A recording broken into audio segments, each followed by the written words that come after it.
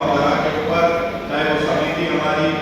मुख्य समारोह विचार गोष्ठी के माध्यम से आप यहाँ कार्यक्रम आयोजित कर रहे हो।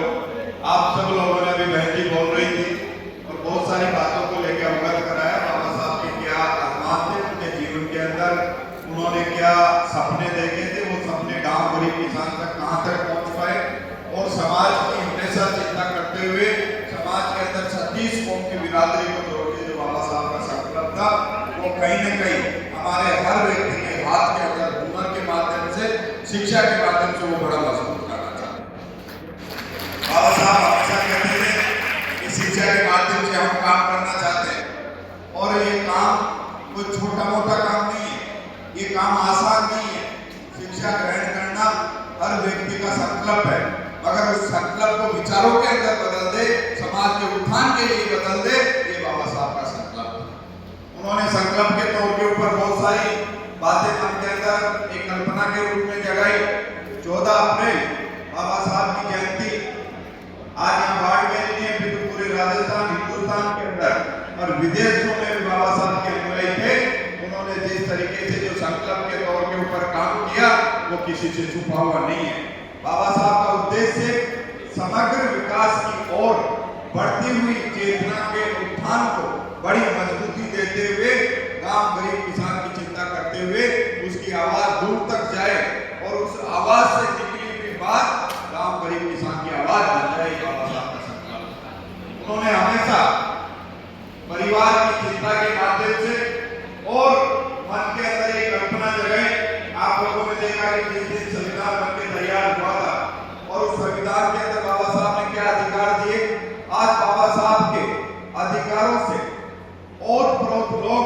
36 बिरादरी के लोग इस संविधान को पढ़ के राजस्थान हिंदुस्तान की उन कुर्सियों पे जाके बैठ के जहाँ पे कानून बनते, जहाँ पे विचारधारा योजना बनती है।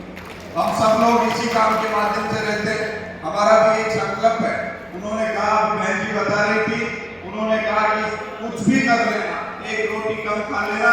मगर शिक्षा जरूर अर्जित कराना, क्योंकि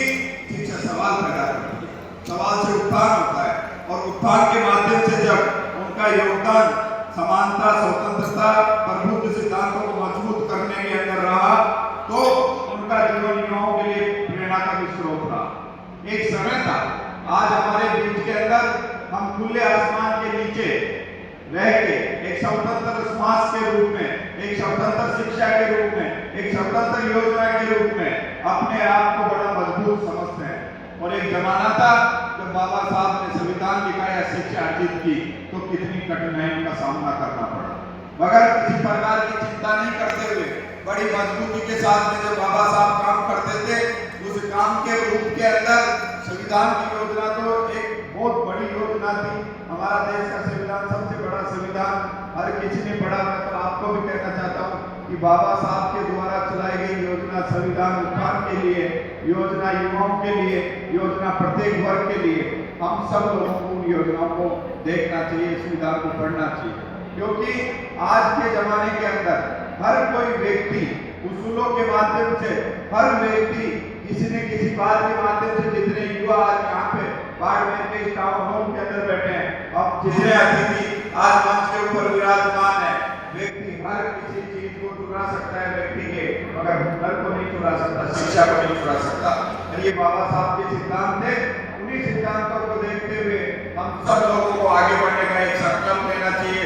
आज जिस तरीके से पूरे राजस्थान के अंदर, पूरे हिंदुस्तान के अंदर जगह जगह समरसता के कार्य हो रहे हैं, जगह जगह रैलियां निकल रही है, जगह जगह सामाजिकता के काम हो रहे हैं, उन सब कामों के पीछे अगर कोई बहुत बड़ी देन है तो बाबा साहब के सिद्धांत है। इन्होंने लिखा, इन्होंने योजना बनाई और उन योजनाओं के तहत आज पूरा संसार एक माध्यम से चल पड़ा। हमने राजस्थान की विधानसभा के अंदर भी कहा कि बाबा साहब के बनाए हुए सिद्धांत वो और मजबूती कैसे मिले, उनके सिद्धांतों की आवाज आम आदमी की आवाज कैसे बने। उन्होंने जितनी बातें कह के गए थे, उन बातों के ऊपर आमूल परिवर्तन और कैसा है, शिक्षा कैसे और मजबूत बने, आम नागरिक के अधिकारों के प्रति और मजबूती कैसे आए, इन सब बातों के लिए हम सब लोगों को काम करना चाहिए। मैं जयपुर से चल के आप लोगों के बीच में आया, मेरे को बड़ा अच्छा लगा। बाड़मेर से मैं लगभग 2017 से बाड़मेर में